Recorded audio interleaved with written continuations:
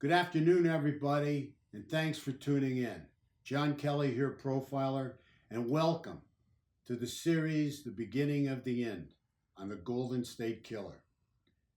As I look at this serial killer, I have to look at the primary ingredient that set this killer off, and usually with every serial killer, it's the same. It's rage. Unbridled, explosive rage. But it doesn't start as rage. It starts off as simmering anger that builds up and becomes explosive rage. So what I'm always interested in as a profiling researcher is where did this begin? So I have to look at childhood. I look at genetics too, but the bottom line is that rarely do I see disciplined, methodical, structured rage being done in such an organized manner, in such a stealth-like manner as this Golden State Killer used for something that's genetic. It doesn't usually work that way. So I have to believe a lot of this came from his childhood and what he learned and the way he was raised. And his childhood was raised around the military. He came from a military family. That would have meant military structure and military discipline. He had military training, as we know. He went to Vietnam. But I believe in his childhood where the anger started is with his father. His father was a turret gunner on a B-24 bomber in World War II. He saw a lot of action, ended up getting wounded. I got to believe he suffered from some post-traumatic stress. I got to believe he came home and dropped a lot of that post-traumatic stress on his wife. We have situations out there and suggestions telling us that there was a lot of domestic abuse, that he really pounded his wife and beat her up pretty good in front of the kids. So I have to believe that Joseph DeAngelo witnessed this.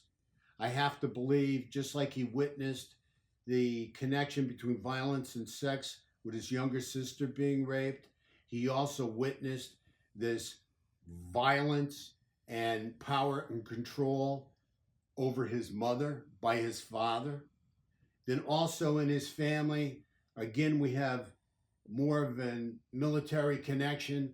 We have his brother coming home from Vietnam, lost a finger, I believe, in Vietnam. We also have an uncle who came home from World War II, was wounded.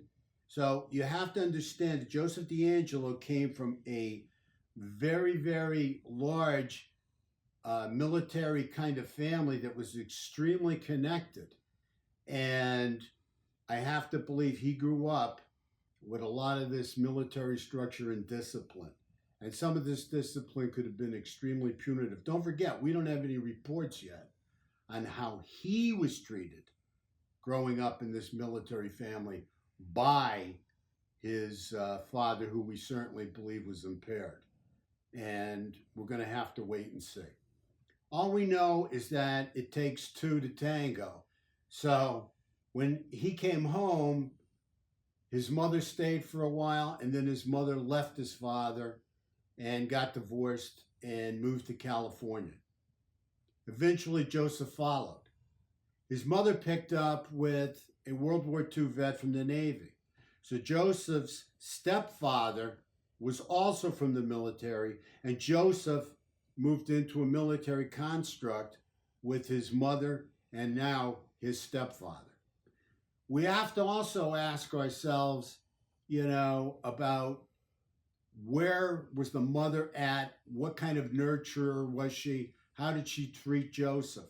And the bottom line is, everybody, it seems, loved the mother. She was a fantastic woman. She was a terrific woman, so they say. Well, I don't know about that. We're going to have to wait and see, again, what comes out on all this.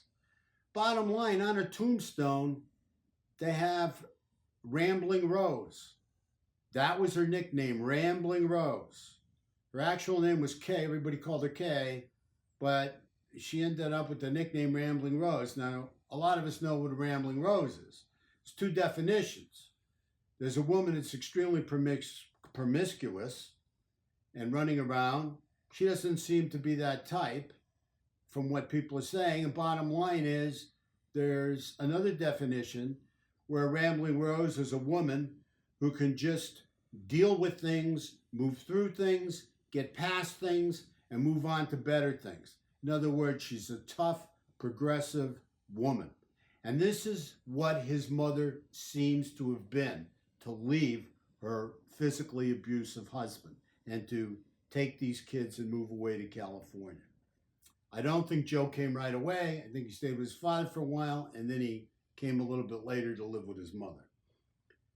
Bottom line is that he is again now living in a military household when he comes to live with her. And, you know, who knows what happened there. More will be revealed as far as we're concerned.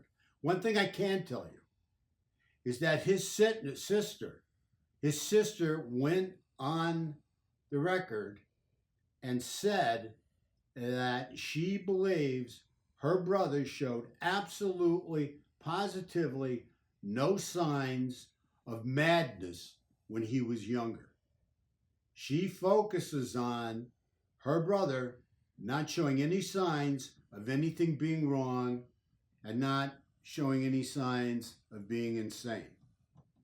Bottom line, we know that even as young budding psychopaths, that kids learn to wear the mask of sanity, to adapt and to be accepted and, you know, to be around other kids and other people. So this is not surprising to me. And it seems there were more secrets yet to be exposed that were in this family. So please stay tuned. More will be revealed. Thank you so much for tuning in. And thank you so much for all your subscriptions. We really appreciate it. Talk to you soon. Be safe out there. Thank you.